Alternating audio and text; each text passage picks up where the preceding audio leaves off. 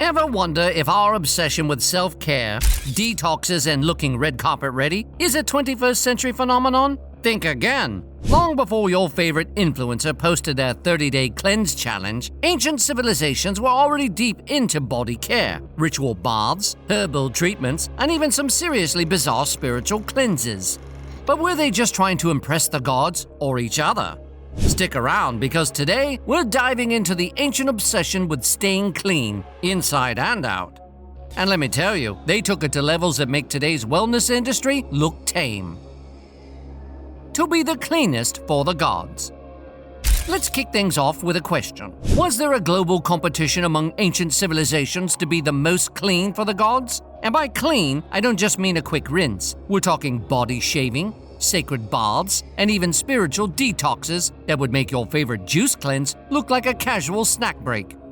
Spoiler alert, the stakes weren't just about glowing skin. They believed their very souls depended on it. And here's a fun fact. Ancient Greeks believed that if they didn't keep their bodies in peak physical shape, the gods might label them slackers.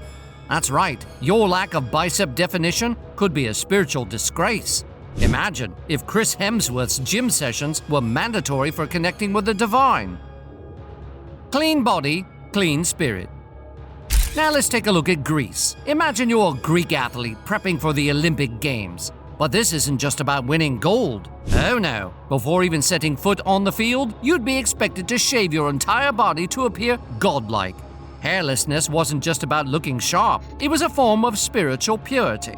Think of it as the ancient version of Manscaped, only with a lot more olive oil. That's right, the smooth, chiseled look wasn't just for the ladies. In fact, athletes shaved to honor the gods, and maybe a little bit to show off to each other. But here's the kicker. Those rippling muscles weren't just for winning. Nope, it was all about spiritual gains, folks. Pop culture comparison with a twist. Let's be honest, if Instagram had existed back then, your feed would be flooded with ancient influencers striking post-workout poses under the Acropolis. Kind of like today's gym selfies, only with a lot more mythological hashtags. Hashtag Zeus approves.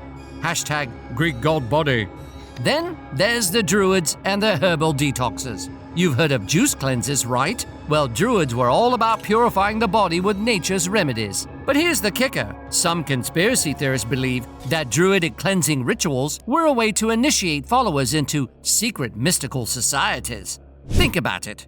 By cleansing the body, they were actually preparing minds for higher mystical knowledge. So, was the first juice cleanse really just the entry fee for a secret society?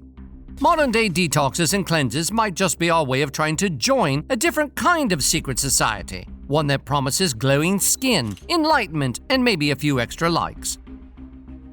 Ultimate pain for gain ritual. But hey, the Greeks weren't the only ones obsessed with their bodies. Let's talk Aztecs. These guys took things to a whole new level. You think tattoos and piercings are cool? Well, the Aztecs thought their bodies literally belonged to the gods. Piercings, bloodlettings, and ritual sacrifice were all considered offerings. Pain wasn't just gain, it was a direct ticket to spiritual favor. Now, picture today's body modification enthusiasts like Post Malone competing with Aztec warriors. Who do you think would win in a spiritual tattoo-off? It wasn't just about body art. It was about giving the gods what they wanted. And sometimes that meant blood. Feeling brave? Comment below if you'd offer yourself up for a divine body mod contest. Next stop, India. Long before yoga retreats and meditation apps, ancient Hindu mystics were using physical postures, or asanas, to align their bodies for divine communication. Forget about six-packs. This was all about enlightenment. Sure, today's influencers talk about balance, but in ancient India, body balance was the ultimate spiritual hack. Can you imagine Elon Musk in ancient India sitting cross-legged under a banyan tree, trying to unlock immortality with breathing exercises instead of code? The quest for eternal life? Yeah, they were the original biohackers. Today's tech moguls and wellness gurus swear by it. Cold plunges, fasting, and using every gadget imaginable to optimize their bodies. But is it really cutting edge? Because if you ask the Taoists from ancient China, they were the OG biohackers. They didn't need gadgets. They were going on breathwork, Tai Chi, and mastering their Chi, trying to achieve immortality. Sure, Elon Musk is out there trying to extend life through AI, but back then, they were doing it through, well, breathing. Meanwhile, back in Japan, practitioners of Shinto were perfecting their own version of the cold shower, misogi. Standing under freezing waterfalls, they believed they could wash away their bad vibes and spiritually reset. Think of it as a spiritual shock therapy, long before celebrities started plunging into ice baths to prep for the red carpet. Art of the spiritual sauna. And speaking of cold therapy, let's not forget our friends up in ancient Finland. The Finns believed that saunas weren't just for warming up, they were sacred spaces where you could purify your body and communicate with the spirit world. Imagine if your local spa offered not just a massage, but a full-on spiritual experience.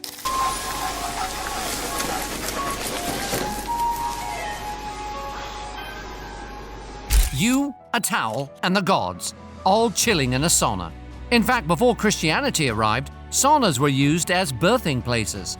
That's right, ancient Finns believed you could cleanse the body and bring new life into the world all at once. Pretty intense, right? Today's sauna culture is booming, with celebrities like Lady Gaga endorsing infrared saunas for detox. Imagine her next spa day involving a conversation with the gods. That's a detox on a whole new level.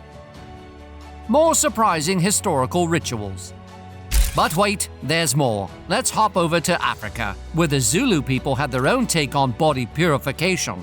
Warriors would bathe in special herbal baths to wash away fear and negativity before heading into battle. Forget therapy sessions, just grab a herbal scrub and you're good to go. Feeling anxious? Time for a warrior bath. But here's a twist. This wasn't just about looking clean. These herbal scrubs were believed to wash off emotional baggage. I guess we've been doing therapy wrong this whole time. Now let's not forget about luxury detoxes. Cleopatra was the queen of skincare routines. Literally. Legend has it, she bathed in goat's milk and slathered herself in the finest perfumes. You can check out this video. Today we have entire industries built around luxury skin treatments. Only difference? You won't need a pyramid to store your products. Just a bathroom counter overflowing with overpriced serums. And let's talk about celebrity beauty routines. Ancient Egyptian beauty was all about sending messages to the gods. Today it's about sending messages to your 3 million Instagram followers. But the techniques? Not so different. Cleopatra's iconic eyeliner wasn't just for looks. It was believed to invoke divine protection. So, does that mean every celebrity using 12-step skincare routines is hoping to get more than just likes? Are they looking for divine favor? As you can see, today's wellness industry, detoxes, saunas, juice cleanses, it's all been done before. But back then, these rituals had high stakes. Forget impressing your Instagram followers, you were trying to impress the gods. Which begs the question, are we just carrying on the tradition? Is our modern obsessions with detoxes, cleanses, and body care just the ancient ways reborn in the age of Instagram? Hit that like button if you think our ancestors would have made some epic wellness influences. The Great Grooming Conspiracy.